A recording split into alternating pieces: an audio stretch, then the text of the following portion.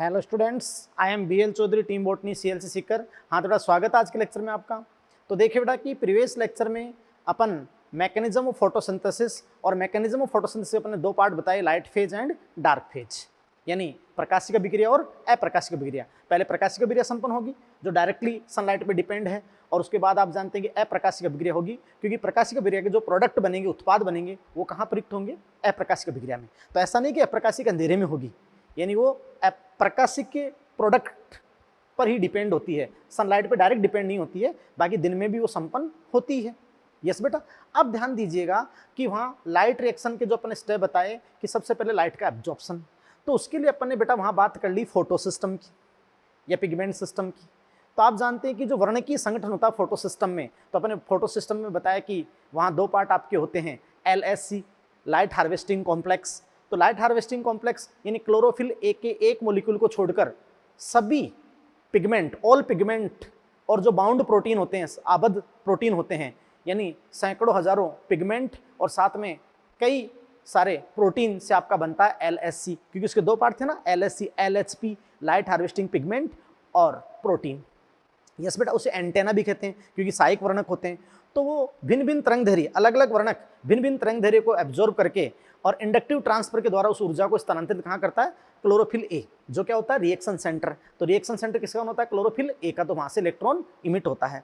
तो ध्यान दीजिएगा बेटा कि वहां अब अपन अध्ययन करना चाह रहे हैं कि जब आप जानते हैं कि वहां पर इलेक्ट्रॉन इमिट होता है और वो विभिन्न वाहकों में गुजरता है, तो फोटोकेमिकल फेज यानी उसका जो फर्स्ट चरण है फोटोफॉस्फोराइलेशन, प्रकाश फॉस्फोरिलीकरण, इसके बारे में अपन अध्ययन करेंगे। बहुत ही इंपॉर्टेंट और बहुत कंसेप्चुअल आपका टॉपिक है।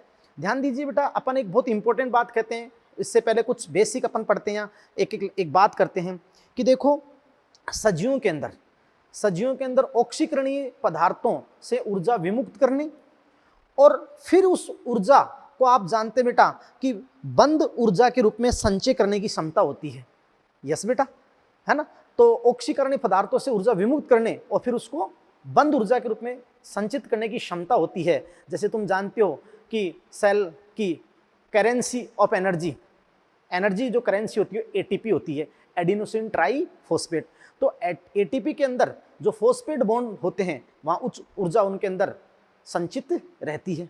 हाँ, तो देखिए बेटा, मैं लिखूंगा कि भाई कोशिकाओं के द्वारा, बहुत इंपॉर्टेंट प्रोसेस, देखो बेटा कि कोशिकाओं के द्वारा यानी स्पेशली आप जानते हैं माइटोकॉन्ड्रिया,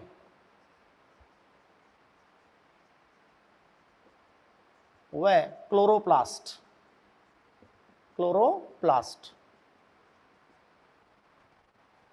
ATP का संश्लेषण फोस्फोराइलेशन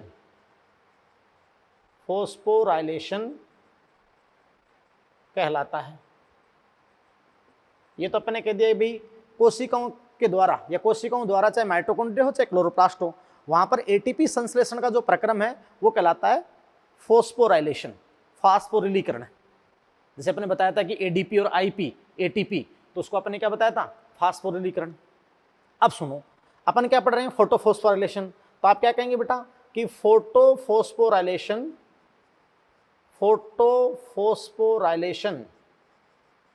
यानी प्रकाश फास्फोरिलीकरण। तो फोटोफॉस्फोराइलेशन वह प्रक्रिया है जिसमें एडिनोसिन डाइफॉस्फेट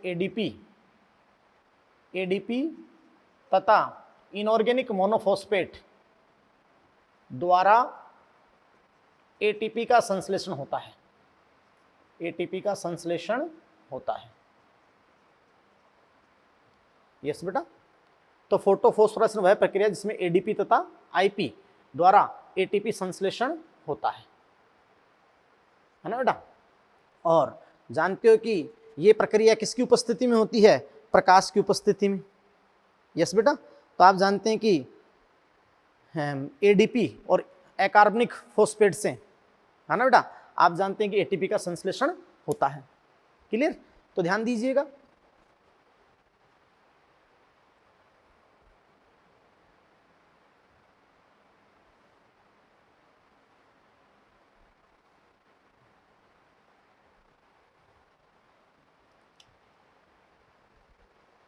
हाँ तो देखिए बेटा, अब इससे रिलेटेड बहुत इंपॉर्टेंट बात करता हूं मैं।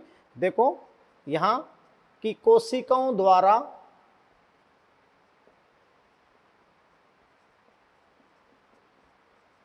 जिसमें यहां लिख दूं माइटोकॉन्ड्रिया, वह क्लोरोप्लास्ट, यानी माइटोकॉन्ड्रिया और हृतलॉक। तो कोशिकाओं द्वारा एटीपी संश्लेषण की प्रक्रिया, एटीपी संश्लेषण की प्रक्रिया को फोस्फोराइलेशन कहते हैं, यानी बेटा फास्फोरिलीकरण कहते हैं, है ना। जैसे आपने कहा था कि एडीपी, एडिनोसिन डाइफॉस्फेट और इनऑर्गेनिक मोनोफॉस्फेट, तो आपका एटीपी बनाता, फास्फोरिलीकरण। बात को समझ रहे हैं। अब आप जानते हैं बेटा कि देखो बहुत इंपॉर्टेंट बात यहां पर मैं बताऊं, आप यहां किसकी चर्चा कर रहे हैं, फोटोफॉस्फोराइलेशन, है ना। तो आप जानते हैं कि देखो बेटा वह प्रक्रिया जिसमें प्रकाश की उपस्थिति में आप जानते हैं बेटा, प्रकाश की उपस्थिति में एडीपी, समझ रहे हो, एडीपी तथा अकार्बनिक फोस्फेट से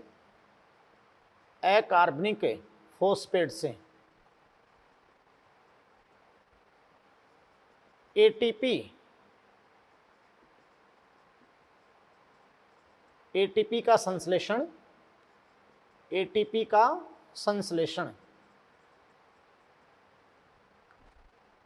फोटोफॉस्फोराइलेशन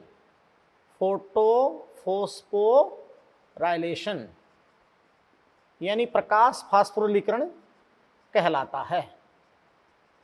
यस बेटा, तो वह प्रक्रिया जिसमें लाइट की प्रेजेंस में, प्रकाश की उपस्थिति में एडीपी तथा इनऑर्गेनिक फास्फेट, अकार्बनिक फास्फेट से एटीपी का संश्लेषण, है ना, एटीपी का संश्लेषण फोटोफॉस्फोराइलेशन कहलाता है। यानी बेटा देखो अपन कहें कि फास्फेट का जुड़ना, लेकिन फास्फेट किसकी उपस्थिति में जुड़े, फास्फेट का जुड़ना, लेकिन अपन कहेंगे बेटा कि फास्फेट किसकी उपस्थिति में जुड़े, तो एडीपी, एडिनोसिन डाइफॉस्फेट, और प्लस आप जानते हो अकार्बनिक फास्फेट, है ना, आईपी, लेकिन किसकी प्रेजेंस में, लाइट, और फिर किसका संश्लेषण हो, एटीपी, एडिनोसिन ट्राइफॉस्फेट। इन एडिनोसिन पर आप जानते हो कि एडिनोसिन पर ट्राइफॉस्फेट, यस, तो एटीपी, तो ये आपका क्या होगा, फोटोफॉस्फोराइलेशन। बात को समझे बेटा।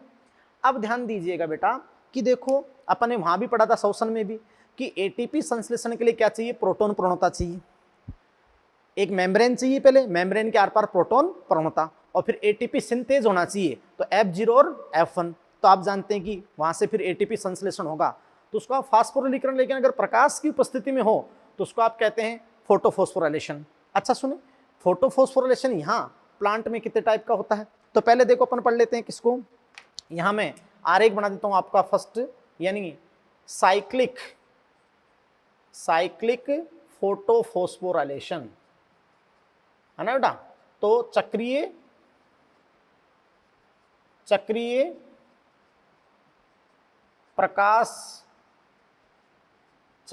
प्रकाश फास्फोरिलीकरण, यस बेटा, यस। तो ध्यान दीजिएगा कि साइक्लिक फोटोफॉस्फोराइलेशन, चक्रीय प्रकाश फास्फोरिलीकरण। हाँ तो बेटा फर्स्ट आप देखिए साइक्लिक फोटोफॉस्फोराइलेशन, चक्रीय प्रकाश फास्फोरिलीकरण, यस बेटा। तो अपन कहते हैं कि भी चक्रीय फास्फोरिलीकरण कब होता है, जब केवल पीएस फर्स्ट, फोटोसिस्टम फर्स्ट क्रियाशील होता है। तो जब बेटा फोटोसिस्टम फर्स्ट क्रियाशील होता है तो जो आप जानते हैं कि इलेक्ट्रॉन, आप जानते बेटा कि इलेक्ट्रॉन केवल फोटोसिस्टम में घूमता है, यस। और फास्फोरिलीकरण किस कारण होगा, इलेक्ट्रॉन के चक्रीय प्रवाह से, कि जब इलेक्ट्रॉन का चक्रीय प्रवाह होगा तो आप समझ रहे हैं उस दौरान आप जानते हैं कि प्रोटॉन प्रवणता बन जाएगी, केवल प्रोटॉन प्रवणता, यस। अब हम समझ सकते हो कि जो साइक्लिक फोटोफॉस्फोराइलेशन है, तो यहाँ अपन देखेंगे भी कैसे प्रोटॉन प्रवणता बनती है, ये कहाँ संपन्न होता है। तो आप जानते हैं कि बेटा फोटोसिस्टम फर्स्ट तो स्ट्रोमा लेमिली में भी है और ग्रेना लेमिली में भी है, लेकिन ये जो साइक्लिक फोटोफॉस्फोराइलेशन होता है ये केवल स्ट्रोमा लेमिली में संपन्न होता है, क्योंकि स्ट्रोमा लेमिली के अंदर अपन बताएंगे कि फोटोसिस्टम सेकंड और एनएडीपी रिडक्टेज एंजाइम एब्सेंट होते हैं। तो वो एब्सेंट होने से फिर यहाँ से अभिक्रिया केंद्र से जो इलेक्ट्रॉन इमिट होगा ना वो घूम फिर के वापस आ जाएगा। यस बेटा। तो खैर अपन पहले इसका अपन एक आरेख बनाते हैं, फिर आप जानते हैं कि पूरा आरेख आपको समझाने के बाद अपन इसकी थ्योरी लिखते हैं।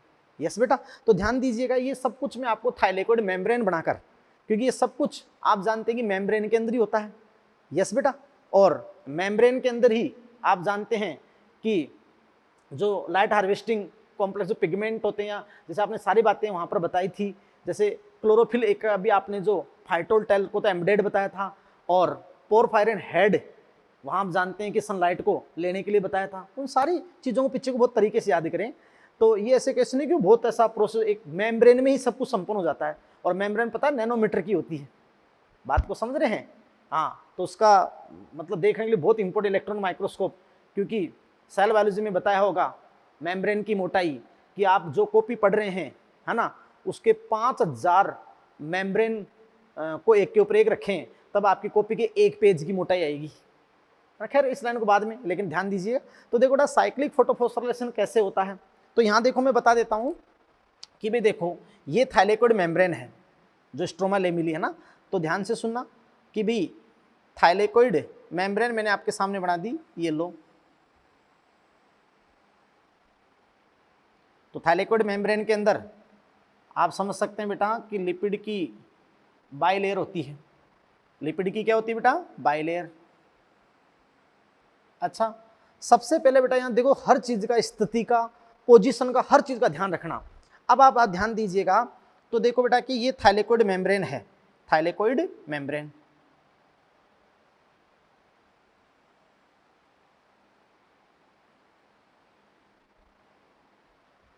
यस बेटा। तो आपके सामने मैंने आपके सामने बना दी थाइलेकोइड मेम्ब्रेन। अब तुम दिमाग लगाओ कि थाइलेकोइड मेम्ब्रेन होती है और आप समझ सकते हैं कि उसके अंदर लिपिड बाइलेयर होती है, लिपिड बाइलेयर।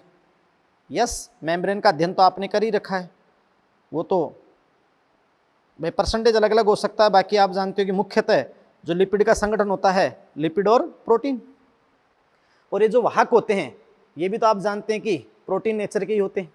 यस बेटा। तो देखो अब दिमाग लगाओ, हमेशा ये भी ध्यान रखना कि क्लोरोप्लास्ट में थाइलेकोइड होती है, थाइलेकोइड मेम्ब्रेन है, तो मेम्ब्रेन की आउटर यानी जो उसका साइटोसोलिक जैसे वो सरफेस है। यस, तो इधर तो आपका क्या है? तरल, यानी क्या है? जो तरल पार्ट है यानी बेटा स्ट्रोमा। जो तरल पार्ट है यानी क्या बेटा? स्ट्रोमा। समझ रहे हो ना, जो फ्लूइड पार्ट है। और ये आप जानते हो कि थाइलेकोइड के अंदर की ओर का भाग क्या होता है?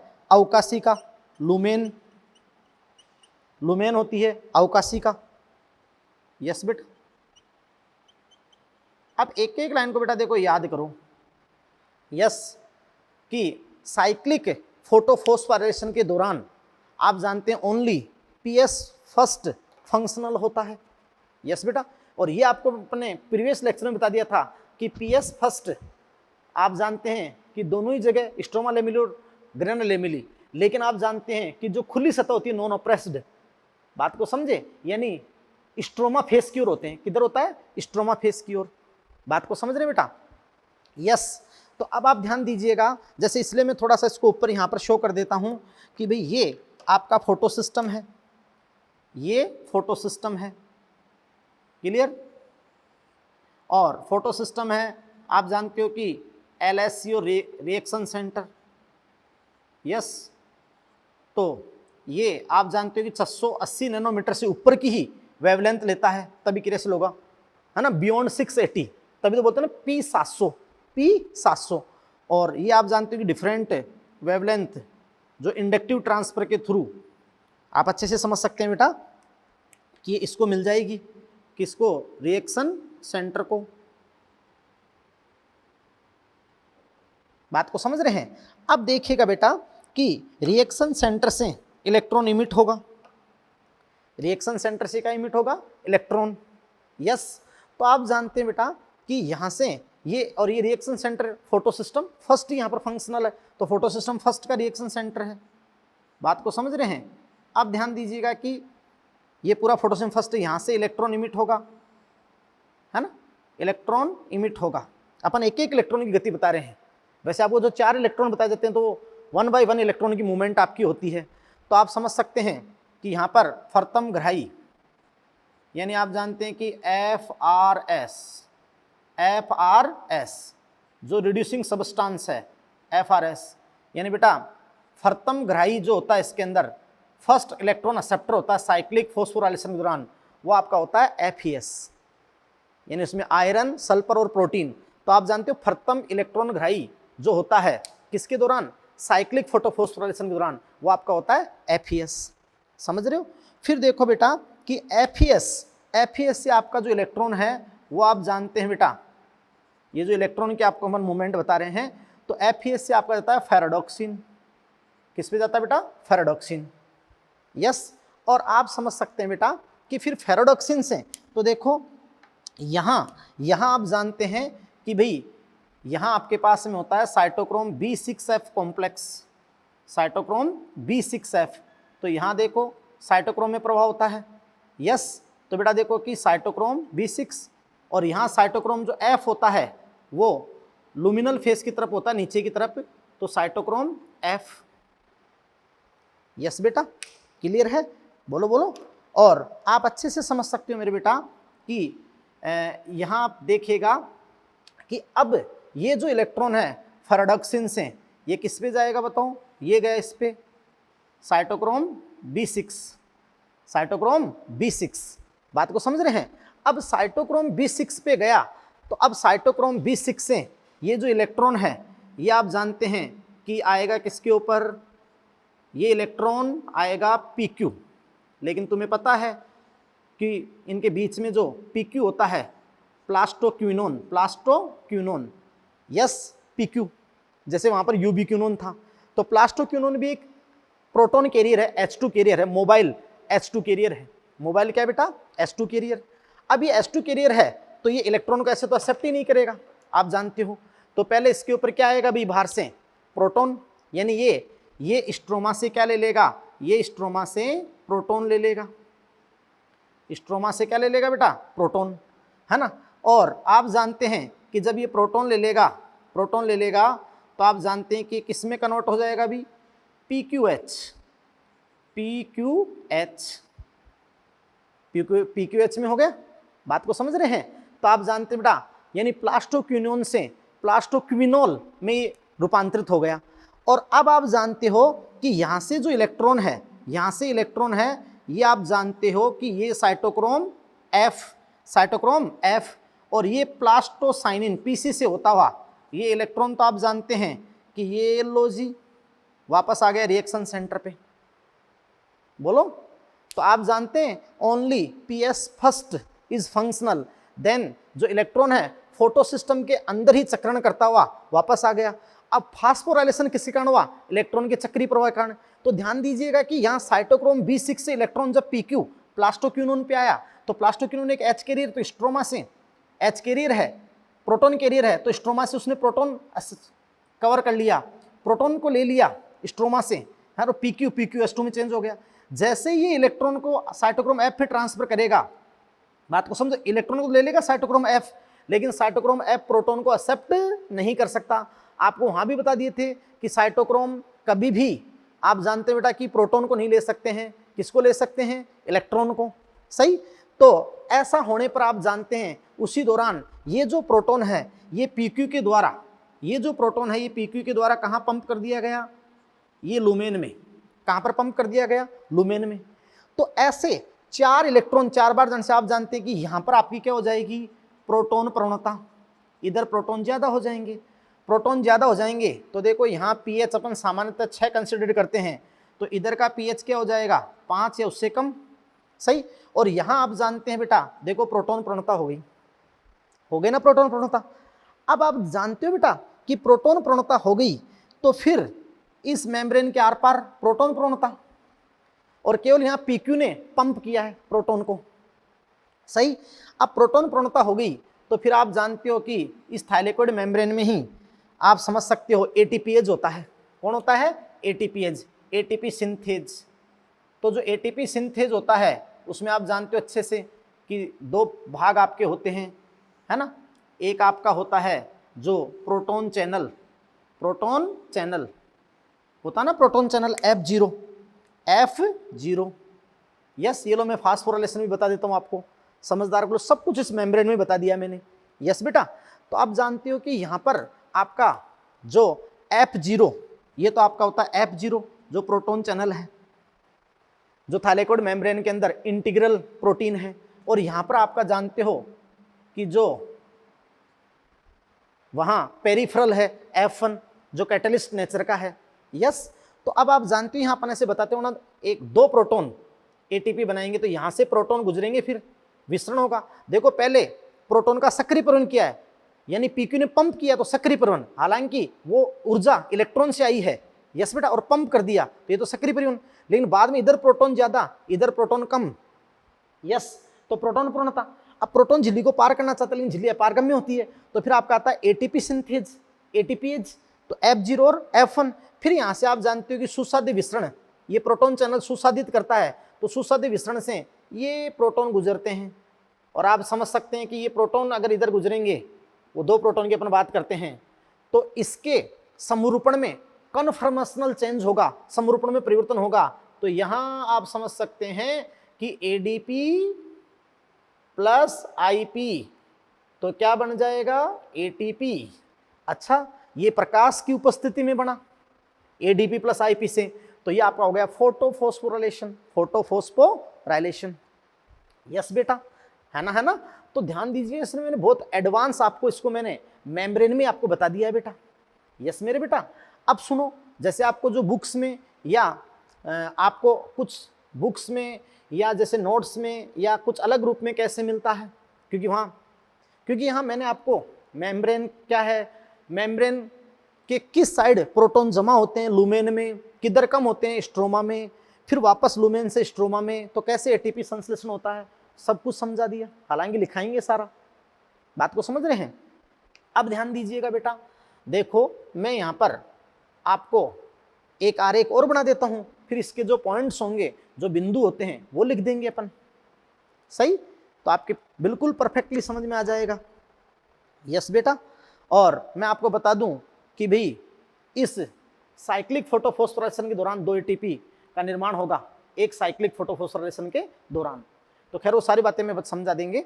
तो देखिए बेटा, आप देखिए बेटा, इसमें सिंपल आरेख आपको बता देता हूं जो आपके नोट्स में या बुक्स में होता है ना बेटा।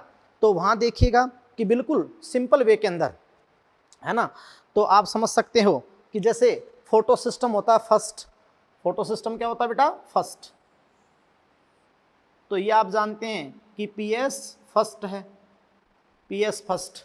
यस बेटा, अब पीएस फर्स्ट है तो तुम जानते हो उसके अंदर लाइट हार्वेस्टिंग कॉम्प्लेक्स, यानी लाइट हार्वेस्टिंग कॉम्प्लेक्स में लाइट हार्वेस्टिंग पिगमेंट, और आप अच्छे से जानते हैं कि बाउंड प्रोटीन्स होते हैं। यस, और एक आपका होता है कि रिएक्शन सेंटर, तो रिएक्शन सेंटर ये हो गया मान लो, तो रिएक्शन सेंटर वहां पर क्या है P700, कि ये जब कब काम करेगा, जब 780 से ऊपर की तरंग दैर्ध्य की आप जानते हैं कि इसको लाइट प्रोवाइड की जाएगी। यस, और तुम अच्छे से जानते हो बेटा कि जैसे ये जो एंटेना मॉलिक्यूल्स हैं वो ऊर्जा को इसी को दे देंगे। सही, यस बेटा, तो ध्यान दीजिएगा कि वो आप जानते हैं कि लाइट इसी बेसिस पे आ जाएगी, है ना, लाइट। तो जैसे ये जो लाइट एनर्जी है, अब देखिएगा कि इसमें बहुत सारी जो बुक्स होती हैं वहां पर आपको 2 इलेक्ट्रॉन की मूवमेंट भी, या मैंने यहाँ एक एक की बता दी तो 4 बार हो जाएगी। यस, तो अपन 4 इलेक्ट्रॉन को लेके बता देते हैं। तो देखो इस पीएस फर्स्ट के रिएक्शन सेंटर से इलेक्ट्रॉन इमिट होगा, तो जैसे कई बुकों में इसको भाई पहले क्लोरोफिल ए बी तो एक्साइटेड स्टेट में आएगा ना, तो A0 से A1 तो P700, तो अपन P700 यहाँ भी ले जा सकते हैं, बात को समझे। लेकिन अगर अपन सीधे किस पे ले जाएं भाई, सीधे अपन बात करें बेटा इस इलेक्ट्रॉन को प्रथम ग्राही पे ले जाएं, तो देखो यहाँ से इलेक्ट्रॉन इमिट हुए। अब चाहे आप 4 इलेक्ट्रॉन ले लीजिएगा तो इलेक्ट्रॉन इमिट हुए, या 2 इलेक्ट्रॉन की बात कर लीजिएगा, है ना, वो तो एक ही बात है। यस बेटा, तो इलेक्ट्रॉन इमिट हुए तो प्रथम ग्राही कौन है FRS, या अपन कह दें कि भाई FES। सही, अब आप जानते हो बेटा कि FRS से जो आप जानते हैं कि जो इलेक्ट्रॉन है, तो इलेक्ट्रॉन किस पे जाएंगे बताओ? फेराडॉक्सिन। किस पे जाएंगे बताओ? फेराडॉक्सिन। यस बेटा। और तुम अच्छे से जानते हो कि फेराडॉक्सिन से साइटोक्रोम B6, साइटोक्रोम B6, और साइटोक्रोम B6 से यहाँ पे आपका क्या है? PQ है ना, प्लास्टोक्विनोन PQ। अगर आप यहाँ 2 इलेक्ट्रॉन की बात कर रहे हो तो तुम्हें पता है कि वो तो पर इलेक्ट्रॉन एक प्रोटॉन, तो ये तो H कैरियर है ना PQ, तो प्लास्टोक्विनोन तो क्या है बेटा? H कैरियर है। यस, तो ये तो पहले प्रोटॉन को एक्सेप्ट करेगा तो इलेक्ट्रॉन इस पे जुड़ेगा। यस है ना। तो आप जानते हैं बेटा कि देखो अब ये जो स्ट्रोमा है, स्ट्रोमा, तो स्ट्रोमा से तुम्हें पता है क्या पिक करेगा, है ना, तो 2H+ ये लेगा ऐसे, है ना। और यहाँ मैं आपको साइड में बता भी दूंगा कि जैसे ही PQ पे प्रोटॉन आता है, तो जैसे 2 प्रोटॉन आए और इलेक्ट्रॉन को इसने एक्सेप्ट कर दिया, किस में चेंज होगा? PQS2 में। जब भी अगले कैरियर को केवल इलेक्ट्रॉन दे सकता है, क्योंकि अगला कैरियर केवल इलेक्ट्रॉन ले सकता है, तो जैसे इलेक्ट्रॉन देता है तो वापस वो प्रोटॉन तो छूट जाते हैं और वापस ही किस में चेंज हो जाता है? PQ में। सही। तो यहाँ फिर मैं ऐसे कह दूंगा कि यहाँ इसने वापस 2 प्रोटॉन छोड़ दिए, तो किस में छोड़ेगा वो? लुमेन में। लुमेन में तो छोड़े ना, देखो प्रोटॉन, बोलो हाँ है ना। तो कहाँ छोड़ देगा बेटा? लुमेन में, है ना। जैसे ही इससे इलेक्ट्रॉन जो होते हैं, इलेक्ट्रॉन वो साइटोक्रोम, ये ऐसे लिख दें आगे अपन, यहाँ से इलेक्ट्रॉन साइटोक्रोम F पे स्थानांतरित होंगे, और यहाँ से आप जानते हो कि PC, और ये वापस किस पे आ गए?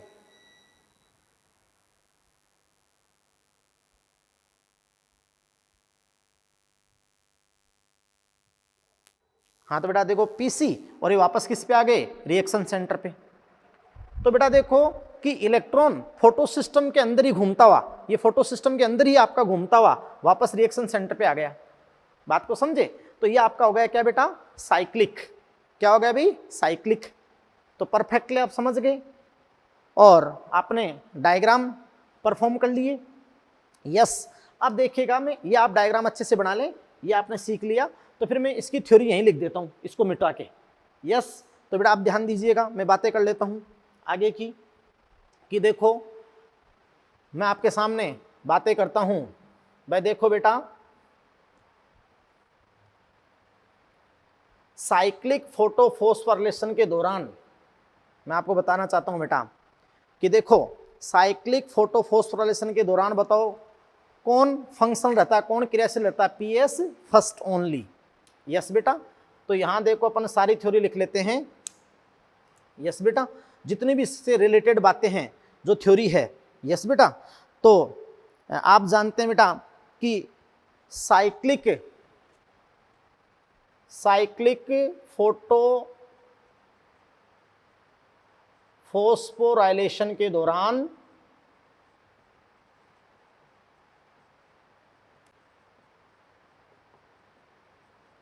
केवल PS फर्स्ट फंक्शनल यानी कार्यात्मक रहता है। सही, या अपन कहें कि केवल PS फर्स्ट भाग लेता है, केवल PS फर्स्ट भाग लेता है। सही। तो फिर बहुत इंपॉर्टेंट लाइन अपन वहां कहेंगे, है ना, जो सबसे इंपॉर्टेंट, तब इलेक्ट्रॉन फोटो सिस्टम में, है ना, तब इलेक्ट्रॉन फोटो सिस्टम के अंदर ही यानी विथ इन फोटो सिस्टम, तो आप कहोगे कि तब इलेक्ट्रॉन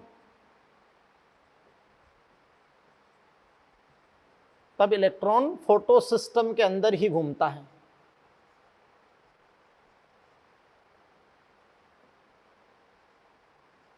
अंदर ही घूमता है।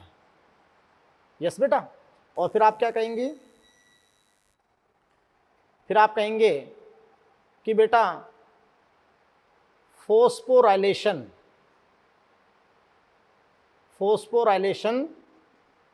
इलेक्ट्रॉन के चक्रीय प्रवाह से होता है, क्योंकि विभिन्न वाहकों में ETC में जब चक्रीय प्रवाह होता है तो PQ वहां प्रोटॉन पंप कर देता ना लुमेन के अंदर। यस बेटा। फिर देखिएगा बहुत इंपॉर्टेंट लाइन यहां पर अपन पहले लेते हैं कि देखो बेटा कि भाई मतलब reaction centre sorry reaction centre P700 से विमुक्त इलेक्ट्रॉन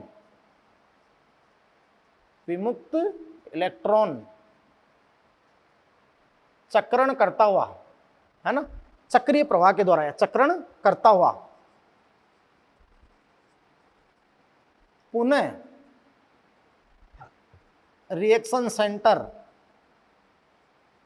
पर लौट जाता है। यस बेटा, तो चक्रण करता हुआ पुनः रिएक्शन सेंटर पे लौट जाता है। अच्छा, बहुत इंपॉर्टेंट लाइन मैं इसके आपको लिखाऊं, या पुनः रिएक्शन सेंटर को प्राप्त हो जाता है। यस बेटा, बहुत इंपॉर्टेंट लाइन बेटा, मैं आपको इसको लिखाऊं कि भाई देखो ये कहां संपन्न होता है, तो संभवतः अपन कहते हैं कि यह स्ट्रोमा लेमिली में संपन्न होता है। तो बहुत इंपॉर्टेंट लिखोगे, स्ट्रोमा लेमिली में संपन्न होता है। यानी थाइलेकोइड मेम्ब्रेन कौन सी होगी? Stroma lamellae. भाई क्या रीजन है? रीजन क्या लिखोगे कि भाई वहीं क्यों संपन्न होता है? रीजन क्या है? स्ट्रोमा लेमिली में ही क्यों संपन्न होता है? तो आप क्या कहोगे बेटा, रीजन क्या है? तो आप क्या कहोगे, स्ट्रोमा लेमिली पर, स्ट्रोमा लेमिली में, या ऐसे कह दोगे स्ट्रोमा लेमिली में PS सेकंड तथा NADP रिडक्टेज एंजाइम अनुपस्थित होता है। बात को समझ रहे हो ना?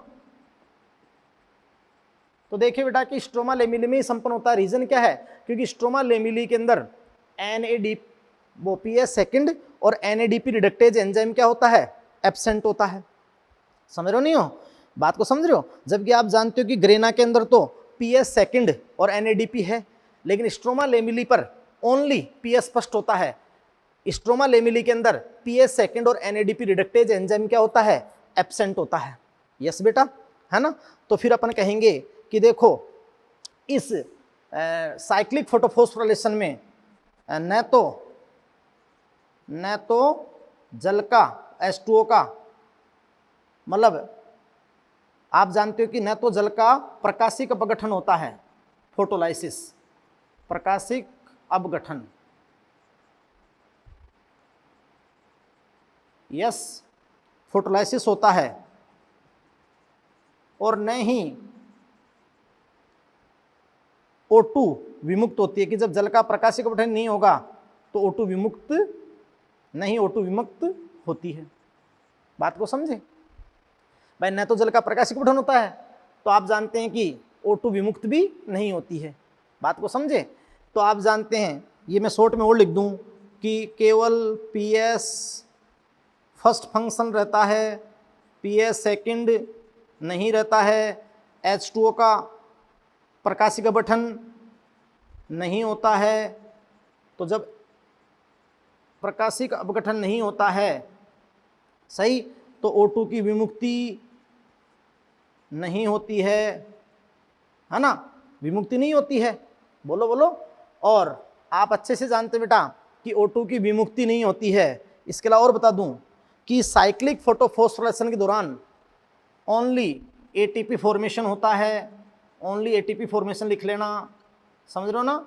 क्योंकि जब NADP रिडक्टेज ही नहीं है स्ट्रोमा लेमिली के पास, तो आप जानते हो कि NADPH+H+, यानी NADPH2 का निर्माण नहीं होता है। बात को समझ रहे हैं? NADPH का निर्माण नहीं होता है। बहुत अच्छी बात मैंने आपको बता दी। यस बेटा, तो देखो PS सेकंड भी नहीं होता, हाँ आप समझते हैं, वाटर का फोटोलाइसिस भी नहीं होता, O2 की विमुक्ति भी नहीं होती, ओनली ATP फॉर्मेशन होता है, NADPH2 का निर्माण भी नहीं होता है ना? और केवल PQ के द्वारा प्रोटॉन प्रवणता किसके द्वारा बनाई जाती है? तो आप क्या कहोगे फिर आगे ये लिखने के बाद, मिटाने के बाद, है ना? तो फिर आप क्या कहोगे भाई कि प्रोटॉन प्रवणता, वहां बहुत इंपॉर्टेंट बात लिखूंगा क्योंकि उसी से तो ATP बनेगी। तो प्रोटॉन प्रवणता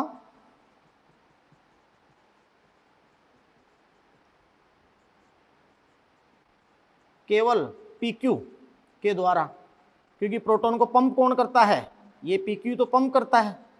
सक्रिय परिवहन ऊर्जा इलेक्ट्रॉन से आती है। बात को समझे? और फिर आप जानते हो, इसलिए केवल क्या होता है? ATP संश्लेषण। एटीपी संश्लेषण, है ना। और बताया जाता है कि एक साइक्लिक फोटोफॉस्फोराइलेशन में 2 एटीपी का निर्माण होता है। ये सब लिख लेना भाई, 2 एटीपी का निर्माण, बस। तो ये आपका हो गया बेटा साइक्लिक फोटोफॉस्फोराइलेशन। सही, परफेक्टली सब कुछ आपको मैंने इसके अंदर बता दिया। यस बेटा। और अब अपन जो स्टार्ट करेंगे तो वो आप समझ सकते हैं भाई, सीधी सी बात यहाँ मैंने बताई कि स्ट्रोमा लेमिली में होगा, ओनली पीएस फर्स्ट ही फंक्शनल होगा, पीएस फर्स्ट सेकंड नहीं होगा, है ना। एब्सेंट होगा, एनएडीपी रिडक्टेज एंजाइम एब्सेंट है, तो इलेक्ट्रॉन केवल साइक्लिक यानी चक्रीय प्रवाह करेगा, और इलेक्ट्रॉन के चक्रीय प्रवाह से केवल एटीपी बनेगी, क्योंकि पीक्यू प्रोटॉन प्रवणता बना देगा। तो फिर आप इसको कहोगे साइक्लिक फोटोफॉस्फोराइलेशन। सब चीजें मैंने 2-2, 3-3 बार रिपीट करके आपको एक एक लाइन बता दी है, बोलो है कि नहीं है। यस, तो कंप्लीट हो गया। अब नेक्स्ट अपने स्टार्ट करते हैं नॉन साइक्लिक के बारे में बात करते हैं। किसके बारे में बात करेंगे बताओ अभी? नॉन साइक्लिक के बारे में। हाँ तो ध्यान दीजिए बेटा, अब आपका है नॉन साइक्लिक फोटोफॉस्फोराइलेशन, अचक्रीय फास्फोरिलीकरण। तो अचक्रीय फास्फोरिलीकरण कैसे संपन्न होता है मैं आपको बता दूं बेटा। तो ध्यान दीजिएगा, यहां पर ऐसे कहें कि देखो, जब 2 फोटो सिस्टम, है ना बेटा, 2 फोटो सिस्टम, जो कि आप जानते हो कि पहले क्रम में पीएस सेकंड और फिर पीएस फर्स्ट, तो जब 2 फोटो सिस्टम एक साथ कार्य करते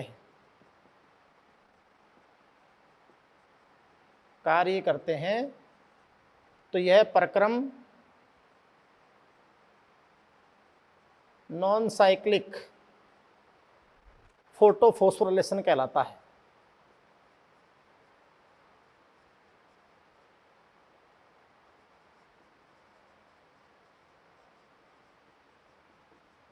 यस बेटा, ये प्रक्रम क्या कहलाता है? Non cyclic photophosphorylation. यस बेटा। और आप जानते हैं बेटा कि ये दोनों photo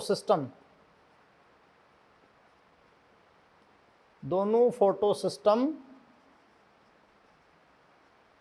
etc, electron transport chain, electron परिवहन श्रृंखला, ईटीसी के द्वारा जुड़े होते हैं।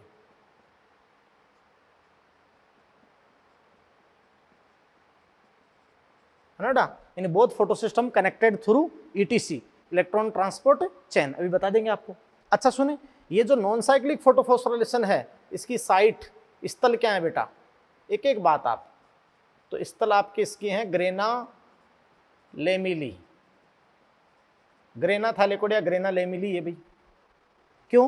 क्योंकि ग्रेना लेमिली में ही पीएस सेकंड भी है और वहां एनएडीपी रिडक्टेज है। स्ट्रोमा लेमिली के अंदर पीएस सेकंड भी नहीं है और एनएडीपी रिडक्टेज नहीं है। मेन तो बात को समझ रहे हैं? इसलिए आप समझ सकते हैं कि साइक्लिक ज्यादातर स्ट्रोमा लेमिली में चलता है, लेकिन कभी कभी पॉसिबिलिटी है कि वो ग्रेना लेमिली पे भी संभव हो सकता है, लेकिन नॉन साइक्लिक केवल और केवल ग्रेना लेमिली पे ही चलेगा, स्ट्रोमा लेमिली में कभी भी संपन्न नहीं होगा।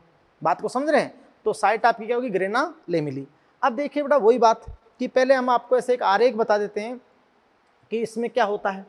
तो आप समझ रहे हो कि पहले आप समझो नॉन साइक्लिक जो जेड स्कीम की अपन बात करते हैं कि भी इसमें रिएक्शन सेंटर पहले क्रम में जो फोटो सिस्टम काम करता है, फोटो सिस्टम सेकंड, उसके रिएक्शन सेंटर से जो इलेक्ट्रॉन निकलता है वो चक्रण करता है, पुनः वापस नहीं लौटता है, जबकि अन्य फोटो सिस्टम के अभिक्रिया के अंदर मिलकर फिर अन्य ग्राही के पास, प्रथम ग्रह से अन्य ग्राही के पास पहुंच जाता है। बात को समझे?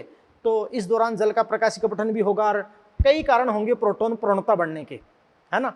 प्रोटॉन प्रवणता बनने के कई कारण होंगे और एटीपी और एनएडीपी तो दोनों बनेंगे। खैर वो थ्योरी अपन सारी आगे और लिख लेंगे, है ना। मैं बार बार आपको 2-3 बार मैं बोल देता हूँ, समझा दूंगा, वो कोई टेंशन नहीं है। लेकिन पहले अपन एक आरेख बना लेते हैं।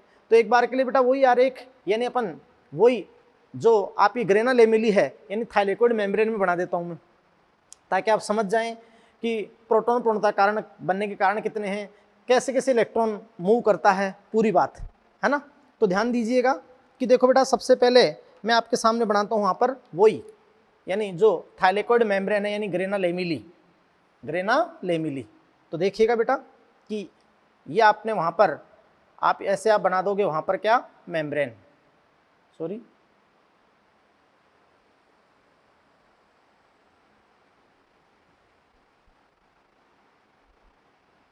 है ना बेटा, तो ध्यान दीजिएगा कि ऐसे आपने क्या बना दी बेटा, वहां पर मेम्ब्रेन बना दी,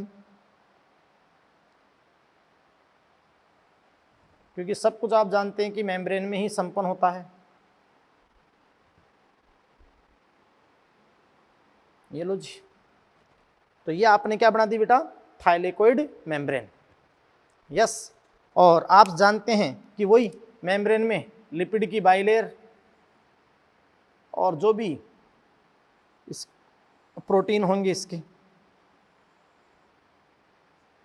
यस बेटा, तो ये देखो आप जानते हैं बेटा कि जो मैं आपको बता दूं कि भाई थाइलेकोइड मेम्ब्रेन है, TM, थाइलेकोइड मेम्ब्रेन।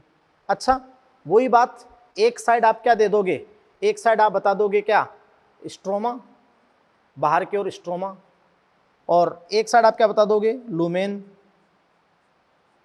अवकाशी का। बेटा ध्यान लगाना इसके अंदर, यस, अवकाशी का, समझ रहे हो। तो ध्यान दीजिएगा कि मैं इसके अंदर आपको देखो, सबसे पहले आपने क्या कहा था कि भाई इसमें दो फोटो सिस्टम एक साथ कार्य करेंगे। तो पहले क्रम में क्या होगा, PS सेकंड, आपने वहां PS सेकंड की स्थिति बताई थी ग्रेनल एमिली पे ओनली, और वो भी दबी हुई सतह पे, और वो भी किस फेस की ओर, लुमिनल फेस की ओर। किस फेस की ओर बताई थी आपने बेटा, लुमिनल फेस की ओर। तो ये लीजिए बेटा, आ जाओ एक एक बात पे आओ यार। तो ये लीजिएगा बेटा, वहां अगर आप देंगे, वहां पर आप देंगे PS सेकंड, तो देखिएगा कि ये PS सेकंड यहां दे देते हैं अपन, ये लो, तो ये आपका हो गया बेटा PS सेकंड, PS सेकंड, सही। अब बेटा ध्यान दीजिएगा कि PS सेकंड, तो जो फोटो सिस्टम सेकंड है तो उसका रिएक्शन सेंटर और जो भी LSC है, लाइट हार्वेस्टिंग, तो आप जानते हैं कि यहाँ से अपन लाइट की बात कर लेते हैं, सही। नॉर्मल वे में आपको मैं दर्शाता हूँ, बाकी आपको वहाँ बताया हुआ है। अब देखिएगा कि यहाँ से इलेक्ट्रॉन इमिट होगा, एक एक इलेक्ट्रॉन की बात कर रहे हैं, है ना इसके अंदर। तो देखो यहाँ से इलेक्ट्रॉन इमिट होगा, तो PS सेकंड से इमिट होगा, तो तुम जानते हो नॉन साइक्लिक यानी फर्तम ग्राही कौन होता है, तो इलेक्ट्रॉन का फर्तम ग्राही वहाँ पर होता है फियोफाइटिन। फियोफाइटिन, फियोफाइटिन एक रंगहीन है, और जानते हो इस नॉन साइक्लिक के दौरान फर्तम ग्राही क्वेश्चन आ जाए तो फियोफाइटिन। और जानते हो क्लोरोफिल में से मैग्नीशियम हटाकर दो हाइड्रोजन अगर जुड़ जाएं तो रंगहीन पदार्थ आपका बनता है वो फियोफाइटिन है। यस, ये लो जी, फियोफाइटिन की बात हो गई। तो फर्तम ग्राही आपका आ गया फियोफाइटिन। अब आप समझ सकते हैं कि फियोफाइटिन से इलेक्ट्रॉन किस पे जाएगा, है ना बेटा, तो वही PQ, प्लास्टोक्विनोन, प्लास्टोक्विनोन। तो प्लास्टोक्विनोन तो आप जानते हैं एक H कैरियर है ना, और वो तो इलेक्ट्रॉन को तब लेगा जब प्रोटॉन लेगा कहाँ से, स्ट्रोमा से। तो ये क्या लेगा, स्ट्रोमा से प्रोटॉन, और वो चेंज तो तुम समझते हो ना कि PQ तब इलेक्ट्रॉन को मोबाइल कैरियर तब करेगा जब PQ के ऊपर क्या आएगा, प्रोटॉन, और प्रोटॉन जैसे आएगा तो ये आप जानते हैं कि किस में कन्वर्ट हो जाएगा, PQH में, और जैसे ही अगले को इलेक्ट्रॉन देगा तो वापस किस में हो जाएगा, PQ में। बात को समझे, क्योंकि अगला जो है वो केवल इलेक्ट्रॉन ले सकता है, प्रोटॉन नहीं। खैर वो तो आपको चेंज अच्छे से आप नोट कर लेना, वो तो कोई दिक्कत ही नहीं है। यस बेटा, अब आप जानते हैं कि फिर यहाँ पर PQ, तो PQ की बात हो गई। फिर आप जानते हैं बेटा कि यहाँ आपका होता है, ये मैं बता देता हूँ कि यहाँ जैसे मान लो कि आपका होता है साइटोक्रोम, वही B6F कॉम्प्लेक्स, तो साइटोक्रोम B6, और जैसे हम लोग बात कर ले अपन साइटोक्रोम F, सही। तो अब देखिए बेटा कि यहाँ इस PQ से इलेक्ट्रॉन, जैसे आप जानते हैं कि यहाँ से प्रोटॉन आ गया, तो यहाँ से PQ से जैसे इलेक्ट्रॉन किस पे जा रहा है, F पे जा रहा है, तो जो प्रोटॉन था, जो प्रोटॉन आया था, आप समझ रहे हैं, तो वो कहाँ चला जाएगा, वो चला जाएगा किसमें, लुमेन में। ये लो जी, लुमेन में चला गया, यस, है ना बेटा। और अब तुम जानते हो कि इससे आपका किस पे जाएगा, PC, प्लास्टोसाइनिन। अब देखो वहां जब PC वहां तो क्या कर रहा था कि वापस रिएक्शन सेंटर को दे रहा था, क्योंकि NADP रिडक्टेज था ही नहीं, और ना ही वहां दूसरा कोई फोटो सिस्टम था। बात को समझे। अब यहाँ पर PC क्या करता है, कनेक्ट करता है सेकंड को फर्स्ट से, और PC आप जानते हो प्लास्टोसाइनिन एक ताम्र युक्त क्रोमोप्रोटीन है, यानी कॉपर युक्त प्लास्टोसाइनिन। यस बेटा। तो आपके पास में प्लास्टोसाइनिन की बात आ गई। अब ये प्लास्टोसाइनिन किसको दे देगा, ये इलेक्ट्रॉन वापस सेकंड को न देकर आप जानते हैं कि यहाँ आपका जो रिएक्शन सेंटर फर्स्ट का पीएस फर्स्ट का रिएक्शन सेंटर है थोड़ा स्ट्रोमा फेस की ओर, तो ये आप जानते हो कि पीएस फर्स्ट। और ये भी तुम जानते हो बेटा कि जो भी इसमें भी जो लाइट आएगी, जो आप जानते हैं कि एंटेना आपके होते हैं तो वो ऊर्जा तो आएगी। यस। अब इसके रिएक्शन सेंटर से आप जानते हैं बेटा इलेक्ट्रॉन इमिट होगा, तो वही प्रथम ग्राही कौन है, प्रथम ग्राही यहाँ पर कौन है, यहाँ पे प्रथम ग्राही है एफआरएस फेराडक्शन रिड्यूसिंग सब्सटेंस, यानी आयरन सल्फर प्रोटीन FeS, समझ रहे हो। और एफआरएस से आप जानते हैं कि किस पे जाएगा, फेराडक्सिन पे, सही। और इस रिएक्शन सेंटर से जो इलेक्ट्रॉन इमिट होता है तो अपने आप में एक तो साइक्लिक तो होता ही होता है, लेकिन जो पीएस सेकंड का जो इलेक्ट्रॉन मिल गया, पीएस सेकंड से जो इलेक्ट्रॉन मिला वो जानते हो एफआरएस, और फिर आपका किस पे, फेराडक्सिन पे। और फेराडक्सिन पे तो आप जानते हैं यहाँ ये ग्रेना लेमिली होती है ना, ग्रेना लेमिली, तो ग्रेना लेमिली में क्या विशेषता होती है, बहुत अच्छी विशेषता बता रहा हूँ, सुनना है ना। ग्रेना लेमिली में क्या विशेषता होती है कि यहाँ एक स्पेसिफिक जो NADP रिडक्टेज चिपका होता है इधर स्ट्रोमा फेस की ओर, तो यहाँ देखो बेटा कि ये चिपका होता है NADP रिडक्टेज। तो आप समझ रहे हैं बेटा कि ये NADP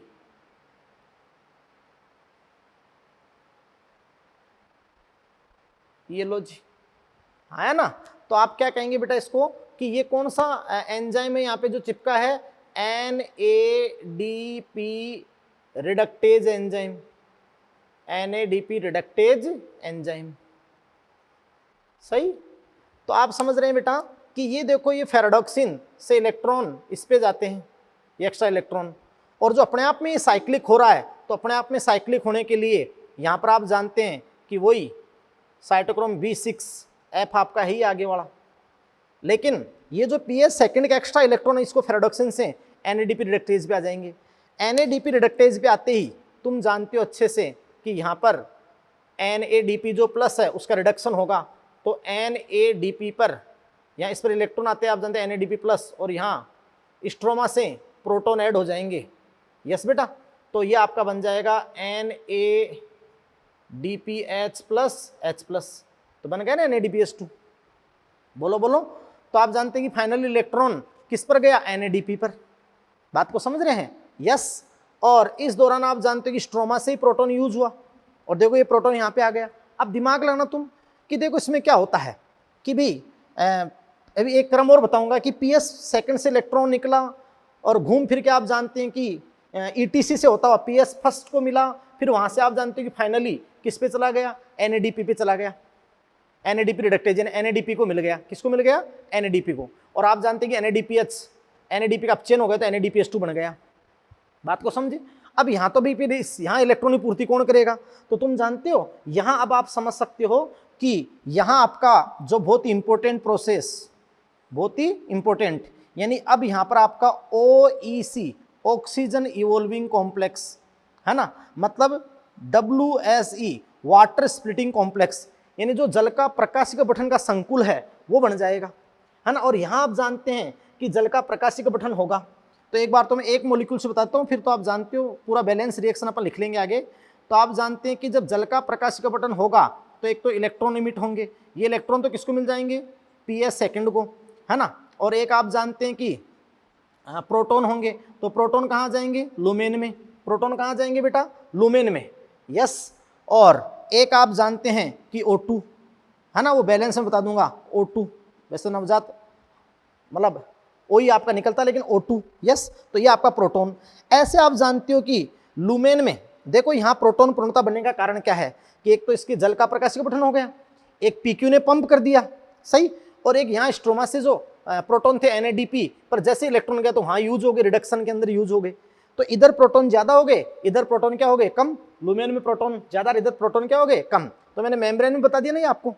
तो देखिए बेटा इसमें क्रम क्या होता है, मैं आपको बता दूं कि इसमें देखो जल का प्रकाशिका गठन होता है तो जल से इलेक्ट्रॉन जाते हैं पीएस सेकंड पे, पीएस सेकंड से आप जानते हैं कि ये ETC में होते हुए किस पे जाते हैं, पीएस फर्स्ट पे, फिर पीएस फर्स्ट से किस पे जाते हैं, एनएडीपी पे, एनएडीपी पे। ऐसे ही तो हो रहा है ना, बात को समझ रहे हैं।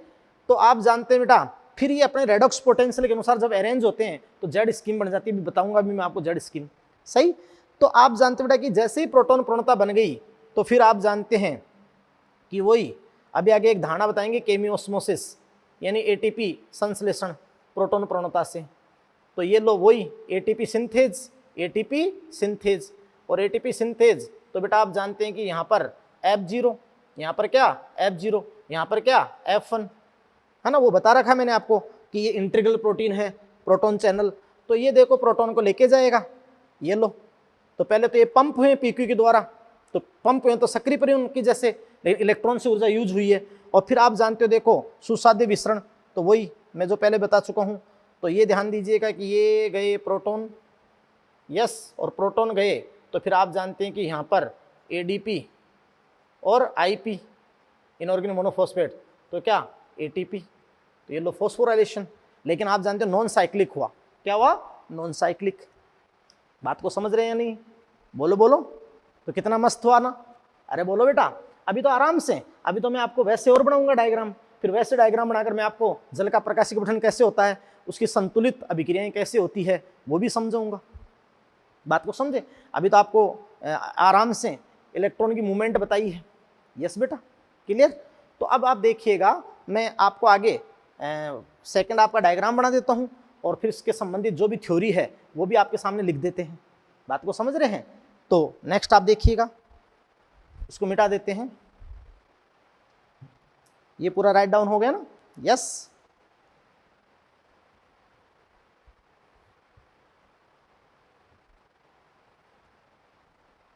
हाँ तो देखिए बेटा, अब आपको जो मैं ऐसे आरेख बना देता हूँ, जो जैसे मॉड्यूल या सीट में आपका होता है आराम से, वो से सारा सब कुछ मेम्ब्रेन में ही होता है बेटा, यस बेटा।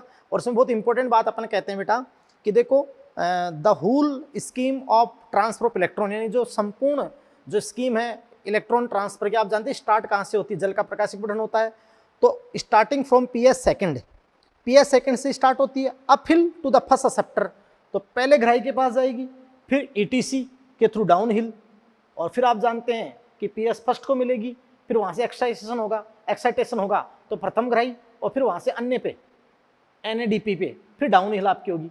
तो देखना पहले आपकी होगी अपहिल, फिर डाउन हिल, फिर वापस अपहिल, फिर आपका डाउन हिल, तो जेड स्कीम, क्या बेटा, जेड स्कीम। तो ध्यान दीजिएगा इसके अंदर, देखो बेटा बहुत इंपॉर्टेंट बात मैं आपको बताऊं कि जैसे कि ये जैसे पीएस सेकंड का जैसे बेटा कि ये आपका रिएक्शन सेंटर है, तो पीएस सेकंड का जो रिएक्शन सेंटर होता है वो होता है P680, क्योंकि आप समझ सकते हो अच्छे से, क्योंकि ये 780 नैनोमीटर तरंग दैर्ध्य के लाइट पे सबसे ऑप्टिमम वर्क करता है। तो आप जानते हैं कि आपका होता है P480, यस। और बेटा आप जानते हैं कि जैसे ये LSC जो पूरा है, यानी ये तो रिएक्शन सेंटर हो गया ना, तो LSC भी तो होता है, यस। तो ये आप जानते हैं कि LSC, और ये तो फिक्स वेवलेंथ को लेगा, बाकी डिफरेंट वेवलेंथ को लेकर ये फोटोन से आप जानते हैं कि energy transfer, inductive transfer, yes, ऐसे कर देगा। तो ये आपका क्या है बेटा, पीएस सेकंड, क्या है बताओ, पीएस सेकंड, क्लियर। अब यहाँ से बता देते हैं वैसे, चाहे इलेक्ट्रॉन से घबराना मत, 2 इलेक्ट्रॉन बताए, 1 बताए, वहाँ मैंने 1 की बात की या 2, या आप जानते हैं प्रत्येक फोटो सिस्टम से 4 इलेक्ट्रॉन की वैसे उत्तेजना होती है, लेकिन एक बार में मूवमेंट वो एक बार ही होती है। जैसे पीक्यू एक बार में एक ही प्रोटॉन को पंप कर सकता है, लेकिन अपन PQS2 बता देते हैं ना, तो वो ऐसे आरेख में बता देते हैं, वो 2 टाइम चलता है वैसे, यस। तो ध्यान दीजिएगा यहाँ से, तो फोटो सिस्टम सेकेंड से यहाँ से आप जानते हैं कि इलेक्ट्रॉन इमिट होगा, तो बेटा ध्यान दीजिएगा यहाँ से इलेक्ट्रॉन इमिट होगा, लाइट ये लो, तो इलेक्ट्रॉन इमिट होगा, तो आप जानते हैं बेटा कि प्रथम ग्राही के पास जाएगा। बताओ इसका प्रथम ग्राही कौन है, फियोफाइटिन, बताओ प्रथम ग्राही कौन है, फियोफाइटिन। चलो अपन एक बार 2 इलेक्ट्रॉन ले लेते हैं, वो तो कोई बात नहीं इसमें, है ना। तो ये लो जी, तो किस पे गया, फियोफाइटिन। अच्छा, ये आप जानते हैं कि यहाँ एक्साइटेशन होगा लाइट से, उत्तेजित इलेक्ट्रॉन होगा तो हाई रिडक्स पोटेंशियल होगा, है ना, हाई रिडक्स पोटेंशियल, क्योंकि जो इलेक्ट्रॉन ग्रहण करता है उसका क्या होता है, लो रिडक्शन रेडॉक्स पोटेंशियल होता है, लो रेडॉक्स पोटेंशियल होता है। बात को समझ रहे हैं? तो ये देखो फर्तमग्राही किसके पास गया, ये फर्तमग्राही फियोफाइटिन के पास गया, सॉरी यस फियोफाइटिन हो गया बेटा, फियोफाइटिन। क्लियर?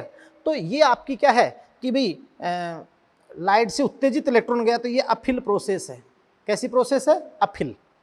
यस अफिल हो गया। अब आप जानते हो बेटा कि देखो फियोफाइटिन के पास गया इलेक्ट्रॉन, सही।